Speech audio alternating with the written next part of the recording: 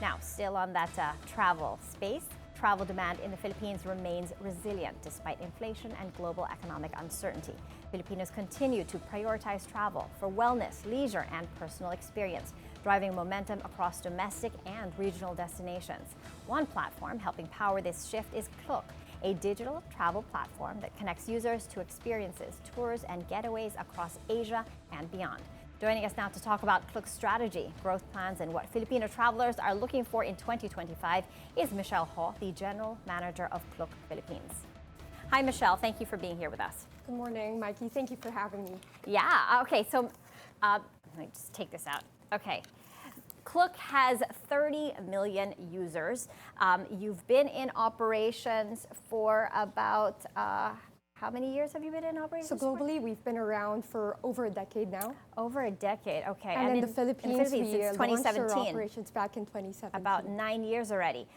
For those that aren't too familiar with what Klook is, can you tell us more about it? 30 million users globally, that says a lot for a relatively new firm. Absolutely. But with this online space in travel, you have the scale and you've only just begun. So for those who are not aware, Klook is Asia's leading platform for travel services and experiences. So we've curated over 500,000 experiences worldwide, ranging from hotels, tours, activities, and local transport, and over 2,700 destinations worldwide. Mm-hmm. You're based in Hong Kong. You've conquered Asia Pacific, and you're setting your eyes on the West. Can you tell us more about this? That's right. So our core business had always been in experiences, so we're very big here in APAC. So for those of you who've tried Klook in the past, you've probably used us for Hong Kong Disneyland, for Universal Studios in Japan, and for a few of our curated experiences and activities and these popular destinations in Asia. Mm-hmm. But now that we're slowly expanding into the US and Europe, you'll see a lot more of Klook. You'll see a lot more of different types of experiences. Just recently, we did live events in France, so we're also a ticketing partner for the French Open. We're also in partnership with a lot of the big concerts that are happening. So just last year, we did the Taylor Swift Eras Tour in Singapore. And just this weekend, we also did the Lady Gaga concert. It's an exciting space to be in.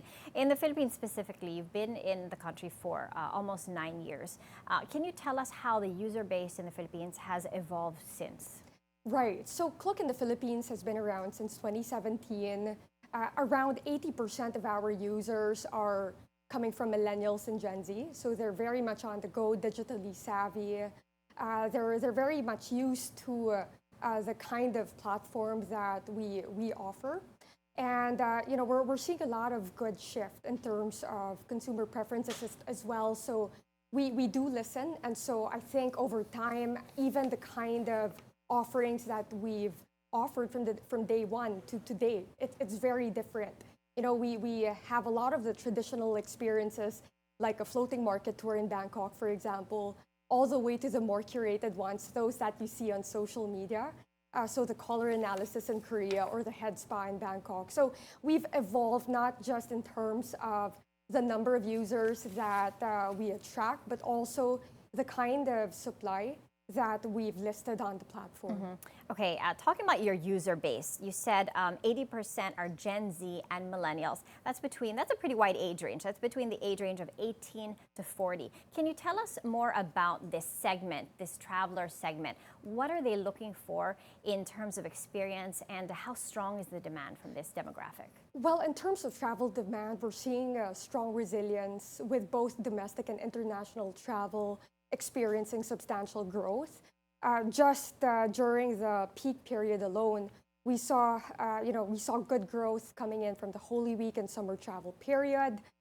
Sustained appetite, definitely, despite the economic headwinds.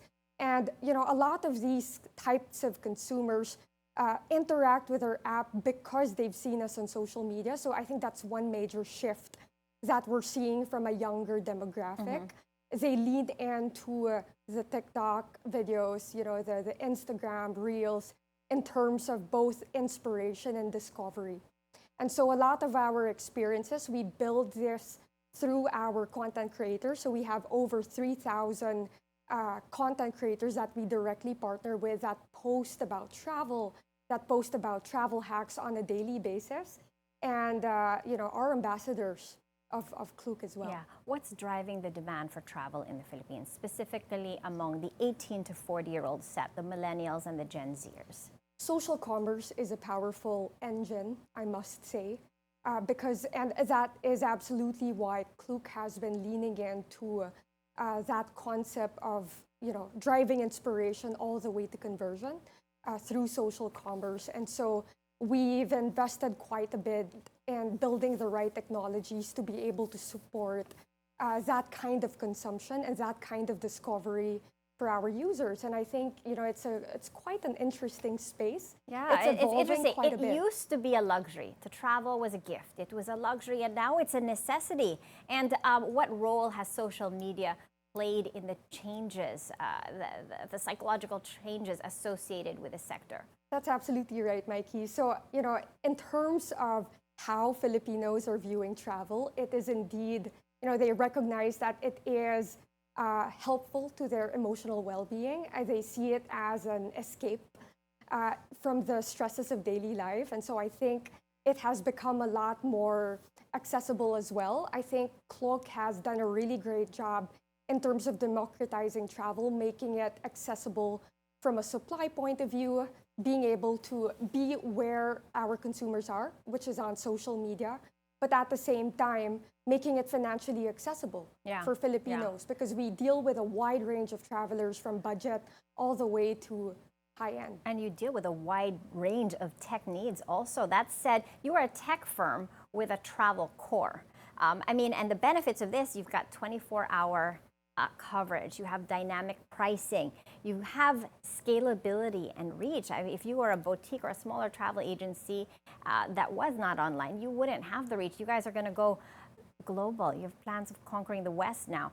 So can you talk to us, Michelle, how has social media reshaped the travel experience on your end? How has it affected demand? And what are the operational shifts that you guys have had to tackle and hurdle given the strong online demand?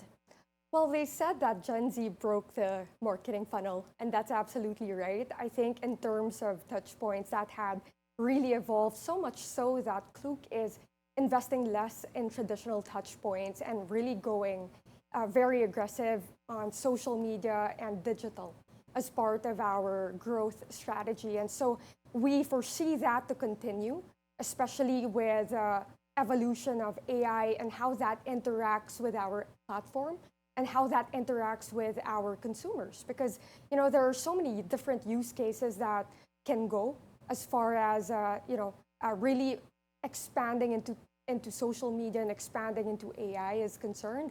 And we're paying a very close attention on how that could play out, even for our consumers. But for now, I think, it's been very helpful in reaching the right consumers. It's been quite interesting partnering with a wide array of content creators that have their own, own style of building content for travel. So right now, we're just really paying attention to that. Yeah, taking a look at your strategy, traditional versus social commerce. How much of your ad spend, how much of the efforts that you put in are on the traditional front, and how much of it is on the social commerce side? I'd say about 80% would be on social commerce. That is, with both digital and also the content creator investments that we do. Then the rest would really be on offline investments and more traditional touch points. By offline, we still do value that human connection that we have with our consumers. And so every year we have what we call our Klook Travel Fest that happens right before the peak of Christmas travel period.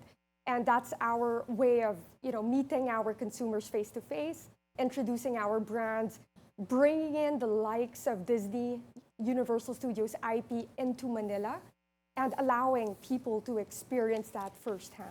Okay, and what's your outlook for travel demand in 2025?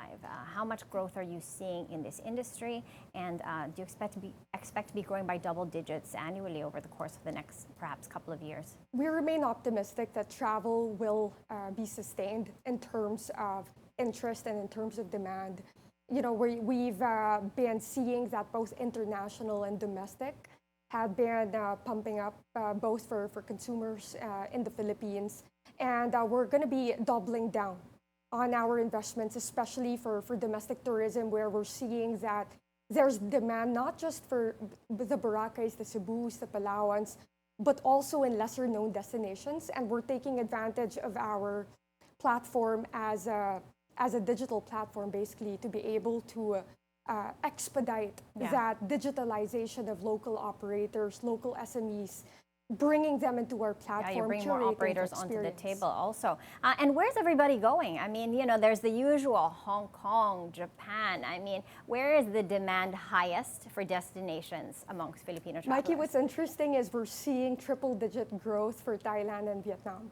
So that is, as of year to date, we're seeing that to be one of our stronger destinations so far amongst Filipino travelers. A lot of factors play in, definitely in terms of, you know, it being quite new to a lot of Filipinos, and at the same time, it having a culturally rich and immersive slew of activities that you can try in these destinations. So not to mention, it's quite popular and viral on social media now, which I think is encouraging a lot of millennials, a lot of Gen Zs. Absolutely. Everybody likes to see the videos. They see the food, they see the videos, and they want to go there and they want to try that, and they have a peg. Yes. Okay. For sure. And in terms of experiences, what are the experiences that Filipinos are booking online through your travel platform? It's a wide range. So young families are still booking the theme parks. For example, World of Frozen had just opened up. Hong Kong Disneyland is celebrating their 20th anniversary this year. We've got new rides in Japan and Singapore as well that a lot of young families love to experience with their kids. But for the younger generation, I think it's really more of the viral experiences we're seeing on TikTok. So the color analysis session that we had seen in Korea, or you know, the curated experiences or food tours that we're seeing in both Bangkok and Japan. Yeah, and lastly, Michelle, for those that want to go on Klook and that want to book their next getaway, what tips can you give them to maximize, to get the best price and to get the best experience on your site? Download the Klook app for sure. It's best experience on the app. And obviously, you know, we work with a lot of creators. So from time to time, we do have really amazing deals that they can try out if they were to book for their next trip. All right. Thank you so much for your time, Michelle, for telling us all about travel tech and the demand in the Philippines. Thank you.